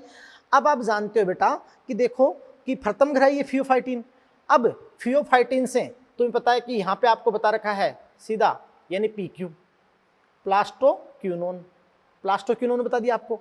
अब प्लास्टोक्विनोन बता दिया तो तुम्हें पता है कि दो इलेक्ट्रॉन जैसे ही प्लास्टोक्विनोन तब एक्सेप्ट करेगा जब स्ट्रोमा से 2 प्रोटॉन लेगा। कहाँ से लेगा? स्ट्रोमा से, और देगा किसको? लुमेन को दे देगा 2 प्रोटॉन लुमेन में, है ना। और वो मैंने आपको बताया था कि जैसे PQ तो ये तो H2 कैरियर है, तो जैसे मान लो कि जैसे प्रोटॉन आएंगे तो PQ H2, और जैसे इससे अगले पे इलेक्ट्रॉन जाएगा तो वापस किस पे? PQ पे, सही। तो आप जानते हैं कि स्ट्रोमा से वो लुमेन के अंदर आपका 2 प्रोटॉन को मूव करा देगा। यस बेटा। तो फिर आप जानते हैं कि इलेक्ट्रॉन आगे जाते ही तो इलेक्ट्रॉन ये गया, इलेक्ट्रॉन ये गए तो साइटोक्रोम जो B6 है, साइटोक्रोम क्या है बेटा? B6। यस, ये अपन कह देंगे साइटोक्रोम B6F, साइटोक्रोम B6F। और साइटोक्रोम B6F से किस पे गया? PC, plastocyanin. तो देखो बेटा कि ये अपफिल हुई, यानी फोटोसिस्टम सेकंड से रिएक्शन सेंटर से लिंक रहा इलेक्ट्रॉन फर्तमग्राही पर, ये अपफिल। फिर ये आपका क्या है? ETC है। ये पूरा आपका क्या है? ETC, electron transport chain. तो ETC मैं इसको अलग पेन से लिख देता हूँ ताकि आपको समझ में आए, यानी बेटा ETC। तो इस ETC में क्या हुआ? Down hill. क्या हुआ बेटा? Down hill. यस। और अब ये जो PC है, ये PC वापस रिएक्शन सेंटर को नहीं देगा, आपको पता होना चाहिए। ये PC आप जानते हैं बेटा कि देखो यहाँ पे ये PC और ये जो प्लास्टोसाइनिन ये कनेक्ट करेगा अब फोटोसिस्टम फर्स्ट और सेकंड को, ताम्रयुक्त प्लास्टोसाइनिन।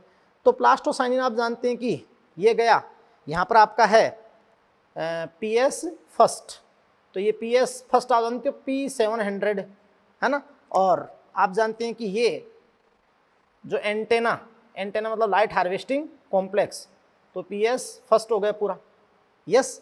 अब यहाँ से जो इलेक्ट्रॉन निकलेंगे, यहाँ से इलेक्ट्रॉन जो निकलेंगे तो वही उत्तेजित होगा लाइट से, एक्साइटेड होगा रिएक्शन सेंटर से, और जो इलेक्ट्रॉन निकलेगा वो आप जानते हैं अपने फर्तमग्राही पे जाएगा। तो फर्तमग्राही क्या था? FRS, तो उसको आपने क्या कहा था? FES। यस बेटा। आयरन सल्फर प्रोटीन जो आपका होगा FES। बोलो। तो ये मूवमेंट वापस क्या होगी? देखो ये मूवमेंट आपकी होगी अपहिल। क्या होगी बेटा? अपहिल हो गई, अपहिल हो गई, अपहिल मूवमेंट। यस। और ये आपकी डाउन हिल है। यस। अब आप जानते हैं कि FRS से ये अपने अन्य ग्राही यानी फेराडॉक्सिन, तो अन्य ग्राही किस पे जाएगा? फेराडॉक्सिन पे। यस बेटा। तो ये 2 इलेक्ट्रॉन आप जानते हैं कि फेराडॉक्सिन। क्लियर? और तुम्हें पता है कि अब फेराडॉक्सिन किसको दे देगा इसको फाइनली? NADP को। यस। तो अब आप जानते हैं कि ये फेराडॉक्सिन, तो यहाँ पे आप जानते हो कि कौन सा एंजाइम आपका होता है? NADP reductase. तो ये 2 इलेक्ट्रॉन जैसे मिलेंगे तो यहाँ पे जो आपका एंजाइम है, सॉरी NADP रिडक्टेज, और NADP रिडक्टेज जो एंजाइम है आप जानते हो उसकी प्रेजेंस में ये NADP प्लस, इस NADP प्लस जैसे 2 इलेक्ट्रॉन आए तो साथ में क्या जुड़ेंगे? 2 हाइड्रोजन प्रोटॉन भी जुड़ेंगे। यस बेटा, 2 प्रोटॉन भी जुड़ेंगे। तो ये किस में कन्वर्ट हो जाएगा? है ना, ये आपका कन्वर्ट हो जाएगा NADPH प्लस H प्लस में। ये लो जी। तो ये आपकी प्रोसेस क्या हो जाएगी बेटा? ये जो आपकी प्रोसेस है ये आपकी हो जाएगी डाउन हिल। क्या हो जाएगी बताओ? Down hill. बात को समझ रहे हैं? तो ये आपकी जो प्रोसेस है बेटा ये आपकी क्या हो गई? डाउन हिल होगी। तो NADPH2 का निर्माण हो गया। बोलो बोलो। यस। तो देखो up hill, down hill, up hill, down hill. तो कैसी स्कीम हो गई? Z scheme. क्या हो गई बेटा? Z scheme. बात को समझ रहे हैं या ना?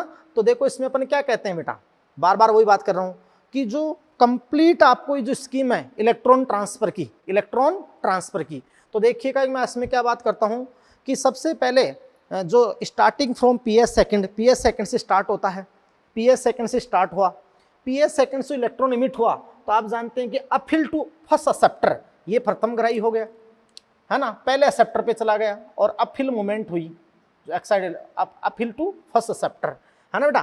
फिर आप जानते हैं कि down the electron transport chain, और फिर down the electron transport chain ETC, तो कहाँ पर आ गया, PS फर्स्ट पे, PS फर्स्ट को मिल गया, यस। फिर PS का अपने प्रथम ग्राही, तो अपहिल हो गया, और फिर आप जानते हो कि प्रथम ग्राही से अन्य ग्राही पैराडॉक्सिन, और फिर NADP रिडक्टेज, इन NADP को मिल गए 2 इलेक्ट्रॉन, तो NADP और 2 हाइड्रोजन, आप जानते हैं कि NADPH प्लस H+, ये रिडक्शन हो गया, तो ये आपका क्या हो गया, डाउन हिल, ऐसा ही हुआ। अब सुनो कि रिएक्शन सेंटर से निकला इलेक्ट्रॉन फाइनली किसको मिल गया, NADP को, लेकिन अब कोई रिएक्शन सेंटर कहाँ से लाएगा बार बार इलेक्ट्रॉन, ऐसे तो जाते रहेंगे, तो फिर यहाँ पर आपका क्या होता है, यहाँ पर आप जानते हैं कि जो वाटर स्प्लिटिंग कॉम्प्लेक्स बनता है, यहाँ पर क्या बनता है बेटा, एंटेना पर वाटर स्प्लिटिंग कॉम्प्लेक्स। तो बेटा देखो कि ये PS सेकंड है, ये PS सेकंड है, और आप जानते हैं, चाहे आप यहाँ बना दीजिए वो तो, कि यहाँ पर आपका बनता है water splitting complex, WSC, yes, या OEC, ऑक्सीजन इवोल्विंग कॉम्प्लेक्स। तो जल का क्या होता है, प्रकाशिक अपघटन होता है ना। तो आप जानते हैं कि ये जो जल है, ये H2O, तो ये किस किस में टूटता है, ऐसे सीधा ऐसे तो बता दो आप चाहे, 2H+, हाफ O2, है ना, या फिर आप जानते हो हाइड्रोजन और इलेक्ट्रॉन, और वो जानते हो नवजात ऑक्सीजन है, यस बेटा। तो वो तो आप जानते हैं कि अभी पूरी प्रोसेस अपन बताएंगे जल के प्रकाशिक अपघटन की। तो फाइनली देखो, जल से वाटर से PS सेकंड से प्रथम ग्राही, और फिर प्रथम ग्राही से PS फर्स्ट से आप जानते हैं कि फाइनली NADP, किसको, NADP को। तो ये आपकी क्या होगी, जेड स्कीम होगी, क्या होगी, जेड स्कीम। तो बेटा देखो इसके लिए अपन क्या लिखते हैं कि देखो इसके अंदर आप जानते हैं कि PS सेकंड और PS फर्स्ट दोनों आप जानते साथ साथ कार्य करते हैं, है ना। तो आप क्या लिखेंगे फिर, देखो इस प्रक्रम के लिए क्या क्या लिखते जाएंगे कि देखो भी इस प्रक्रम में 2 फोटो सिस्टम, ऐसे लिख दो आप, तो जो शुरू में लिखा था आपने वही वापस से, 2 फोटो सिस्टम, यानी PS सेकंड PS फर्स्ट साथ साथ कार्य करते हैं, यस बेटा। फिर अगला पॉइंट क्या लिख दोगे, पहले क्रम में PS सेकंड तथा दूसरे क्रम में PS फर्स्ट कार्य करता है, यस बेटा। ये सारी विशेषताएं, आप सारी विशेषताएं यहाँ पर अपन लिख देंगे कि पहले क्रम में PS सेकंड, दूसरे क्रम में कौन काम करता है, PS फर्स्ट। तो यह जेड स्कीम को प्रदर्शित करते हैं, यह जेड स्कीम को प्रदर्शित करते हैं, जेड स्कीम को, सही। और आपको सारी चीज़ इसमें नजर आ रही है बेटा कि जेड स्कीम को प्रदर्शित करते हैं। इसके अलावा आप जानते हो कि प्रथम इलेक्ट्रॉन ग्राही कौन होता है, थियोफाइटिन, रिएक्शन सेंटर से निकले इलेक्ट्रॉन का प्रथम इलेक्ट्रॉन ग्राही कौन होता है, प्रथम इलेक्ट्रॉन ग्राही थियोफाइटिन, यस। अंतिम इलेक्ट्रॉन ग्राही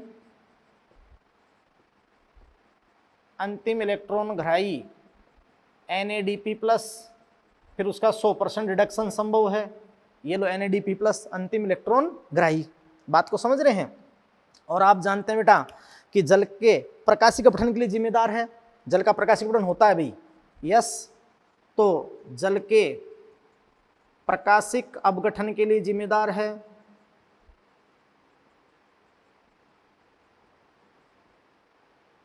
ना। और इसलिए होता है कि PS सेकंड पे जो इलेक्ट्रॉन नहीं आए तो उसकी पूर्ति के लिए जल का प्रकाशिक अपघटन होगा। तो आप जानते हो जल से, जो मैंने आपको अच्छे से बताया था ऐसे अलग अलग कि हाइड्रोजन, इलेक्ट्रॉन, और फिर आप जानते हो कि हाफ O2, तो इलेक्ट्रॉन किसको मिलते हैं, इसको।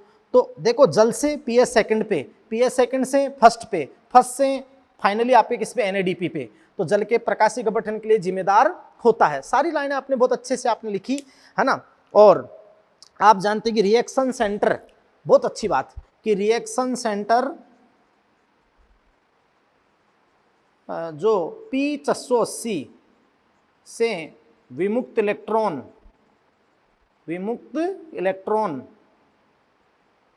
पुनः रिएक्शन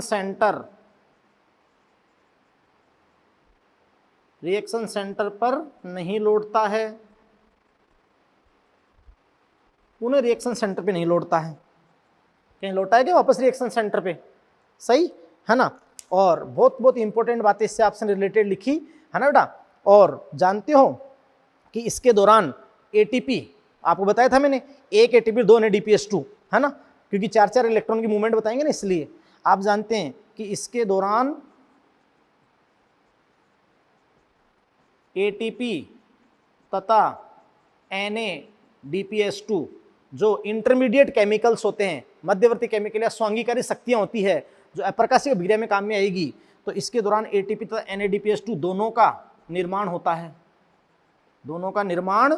है, और वहां केवल एटीपी का हुआ था।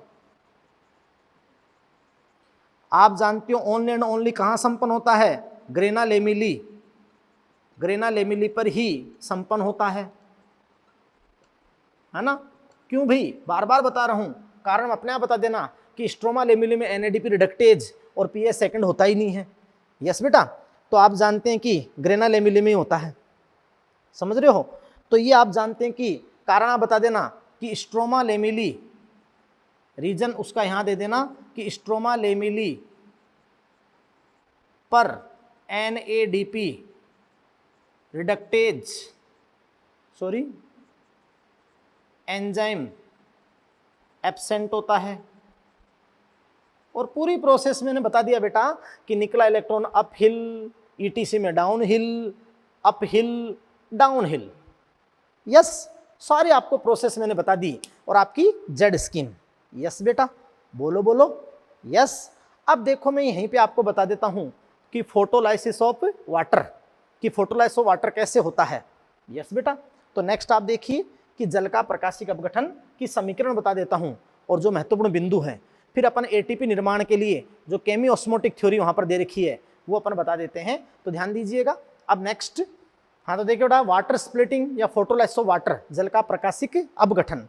तो आप समझ रहे हैं कि साइट है थाइलेकोइड मेम्ब्रेन की भीतरी सतह, लुमेन वाली सतह।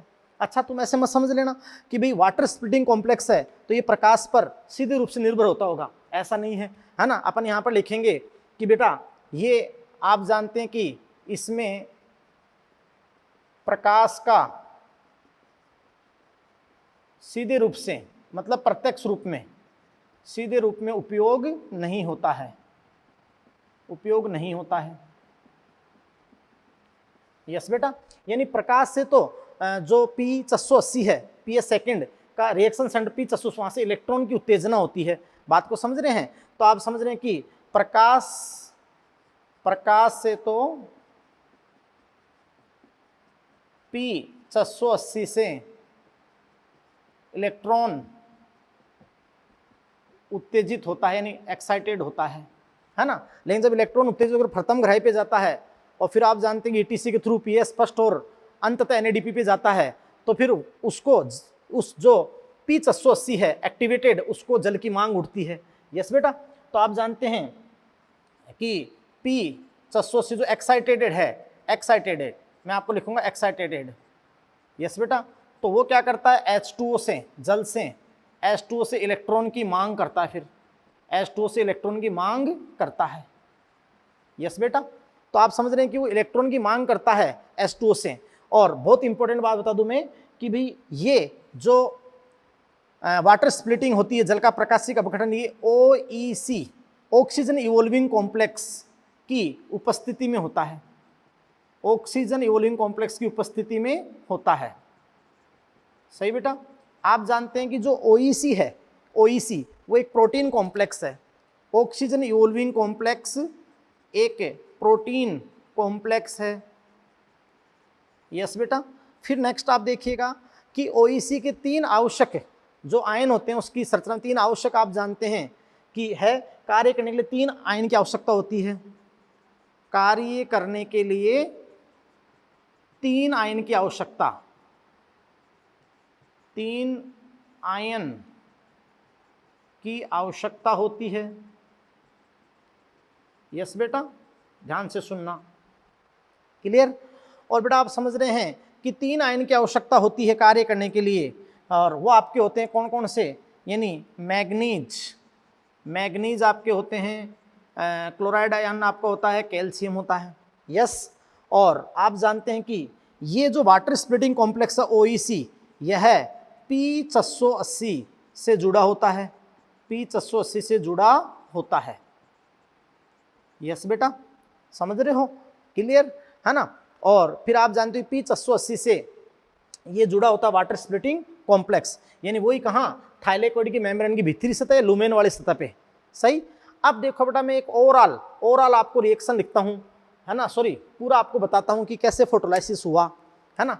तो पहले बैलेंस करने के लिए देखो मैं आपको यहाँ पे बता देता हूँ कि 4H2O, 4 अणु आप लेते हैं 4H2O, तो आप ब्रेक कर लेंगे, यानी यहाँ पर आप जानते हैं कि OEC ऑक्सीजन इवोल्विंग कॉम्प्लेक्स, और वही आप जानते हैं कि मैग्नीज, क्लोरीन और ये कैल्शियम, तो ये आप जानते हैं ब्रेक कर लेंगे 4OH प्लस और 4H प्लस और 4OH माइनस, ये तो आप जानते ही हैं, वहाँ चला जाएगा भाई NADP के निर्माण में। यस, 4OH माइनस, सॉरी यहाँ पर 4OH माइनस। सही, चाहे अपन एक एक लेकर तोड़ लो ऐसे, जैसे H2O, 2 क्वांटम एनर्जी तो H प्लस और OH माइनस, फिर तोड़ लो H2O तो H प्लस और OH माइनस, सॉरी अब ये तो चला जाएगा वहाँ NADP पे। यस, ये आपका OH माइनस, तो इससे आप जानते हैं कि 2 इलेक्ट्रॉन और H2O और हाफ O, है ना, हाफ O2, है ना। वैसे आप निकालो, लेकिन ये अपन ओवरऑल यहाँ लिख लेते हैं, तो एक ही बात है। अब देखो बेटा कि जो 4OH माइनस है, इससे मैं ऐसे बदल लूँ कि 4 इलेक्ट्रॉन प्लस 4OH। सही, अब इसको देखो 4OH हो गया, है ना, तो बहुत ही इंपॉर्टेंट प्रोसेस आपकी होगी, है ना। अब देखो इसको मैं तुल्यांक देता हूँ ताकि बैलेंस आप कर सको, तो 4OH प्लस 2Z, तो ये क्या हो जाएगा 2ZOH का ट्वाइस, होल ट्वाइस। सही है ना।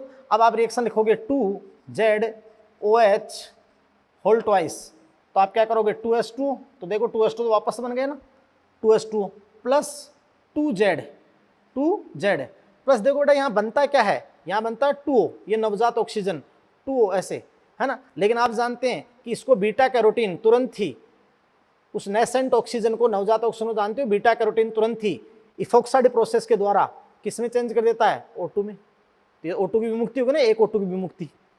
यस, तो ध्यान दीजिए 2H2 तो वापस बन गया, तो एक O2 की विमुक्ति में नेट कंजप्शन कितने का हुआ, 2H2O का, है ना। लेकिन उसको अपन डायरेक्ट रिएक्शन नहीं लिख सकते, तो ओवरऑल लिख दिया मैंने, डायरेक्ट नहीं लिख सकते, ओवरऑल लिख दिया। अब ऐसे तो देखो जो NCERT ने दे रखी है वो अपन रिएक्शन लिखते हैं, है ना, और उससे अपन डायरेक्ट बातें कर लेते हैं।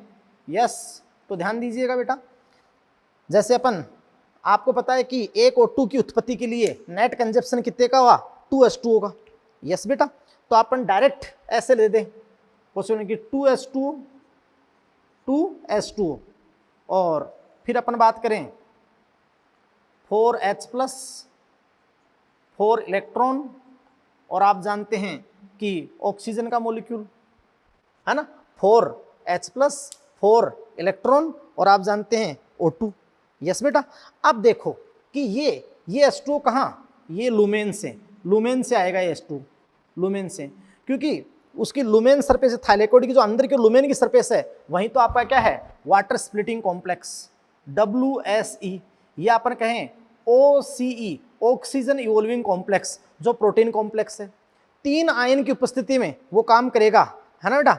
जैसे अपन कहें कि 4Mn प्लस जो भी है, और 2 कैल्शियम जो भी आयन है, और फिर आप जानते हो आपका क्लोराइड आयन आपके पास में है, बोलो, तो ये आप समझ रहे हैं 2 क्लोराइड आपका आयन है।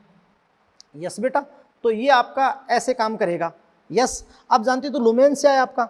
अब देखो कि ये जो 4H प्लस है, ये 4H प्लस तो कहाँ भेज दिए जाएंगे, प्रोटॉन प्रवणता बढ़ाने के लिए, तो ये तो कहाँ, लुमेन में संचित हो जाएंगे। किसमें संचित हो जाएंगे, लुमेन में। ये तो लुमेन में संचित, ये लो जी बेटा, लुमेन में संचित हो गए।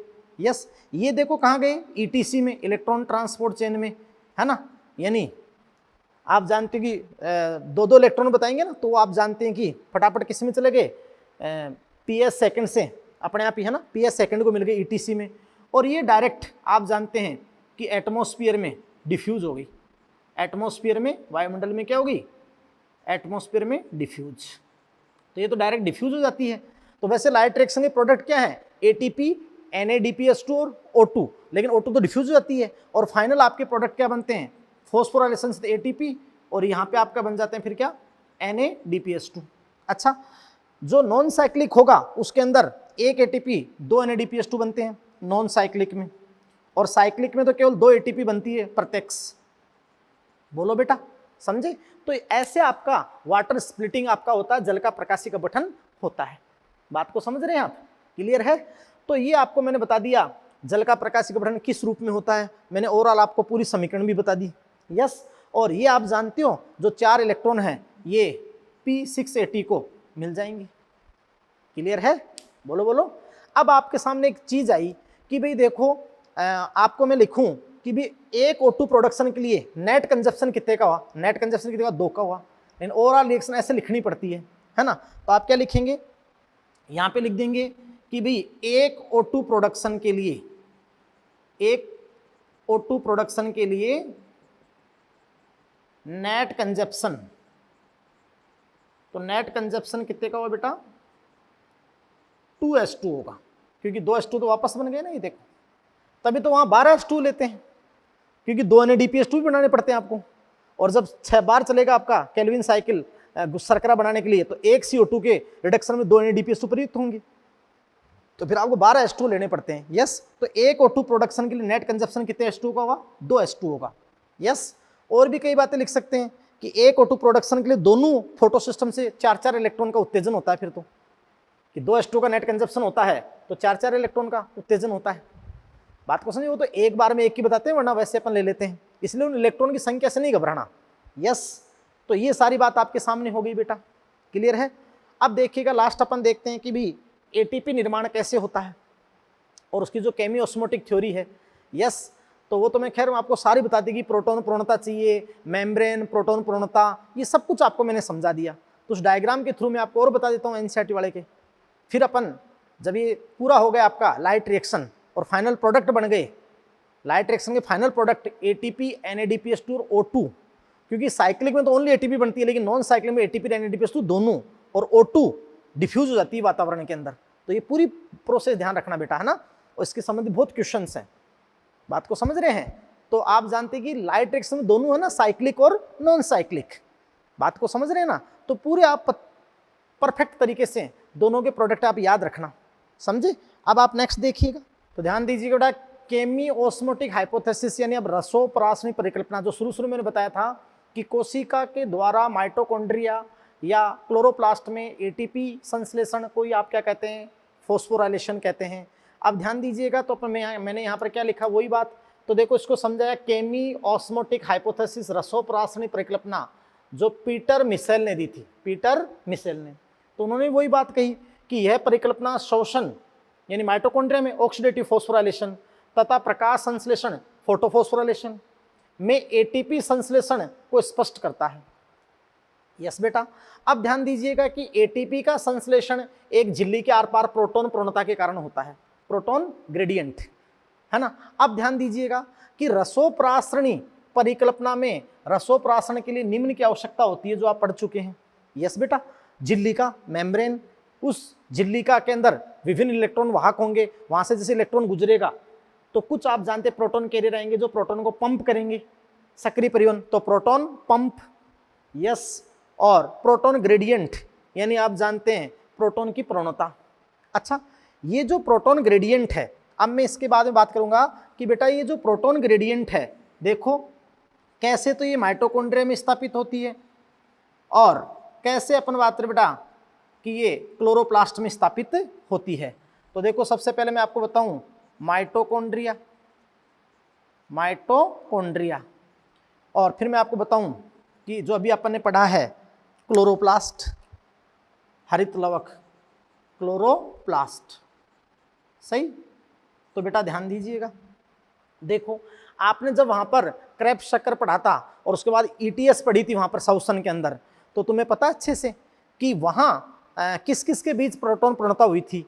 तो देखो वहां पर आपकी थी माइटोकॉन्ड्रिया की इनर मेम्ब्रेन, माइटोकॉन्ड्रिया की इनर मेम्ब्रेन, तो ये आपकी थी माइटोकॉन्ड्रिया की इनर मेम्ब्रेन, यानी आपने लिखा था IMM, इनर माइटोकॉन्ड्रियल मेम्ब्रेन। जब आप जानते हो इधर मैट्रिक्स साइड NADH FADH का ऑक्सीकरण हुआ था और विभिन्न वाहकों में वो गुजरे थे, तो तुम जानते हो प्रोटॉन किस साइड चले गए थे, जो आपका था PMS, तो पेरी माइटोकॉन्ड्रियल स्पेस, यानी आउटर पेरी माइटोकॉन्ड्रियल स्पेस, सही।